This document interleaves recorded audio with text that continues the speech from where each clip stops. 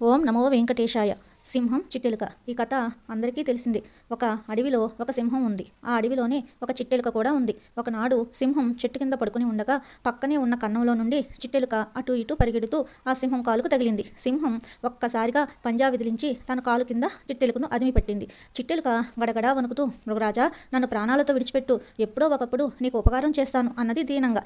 చిట్టెలుక మాటలకు సింహం పెద్దగా నవ్వి, ఏమన్నావు? నీవు నాకు సహాయం చేస్తావా?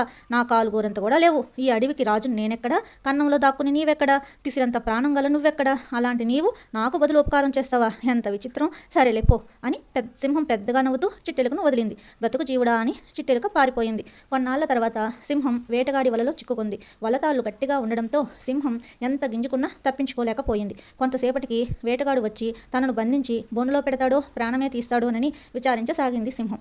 అటువైపు పరిగెడుతున్న చిట్టెలుక సింహం దీనస్థితిని చూసింది. అయ్యో పాపం అని జాలిపడి వలతాళ్లను తన వాడి దంతాలతో గబగబగా కొరకసాగింది. అది చూసి సింహం ఆశ్చర్యపోయింది, సంతోషించింది కూడా. వలతాళ్లు కొరకడంతో సింహం వల నుండి బయటపడింది. చిట్టెలుక ముఖం చూడటానికి సింహానికి సిగ్గనిపించింది. ఒకనాడు నేను నిన్ను నా కాలి గోటితో సమానమన్నాను, ఈసరించుకున్నాను. ఈరోజు నీవే నా ప్రాణం కాపాడావు, నన్ను క్షమించు అన్నది సింహం. ఆనాటి నుండి అవి స్నేహంగా జీవించినవి. ఈ కథలో నీతి, ఎంత చిన్నవారినైనా కించపరచకూడదు. ఓం నమో వెంకటేశాయ.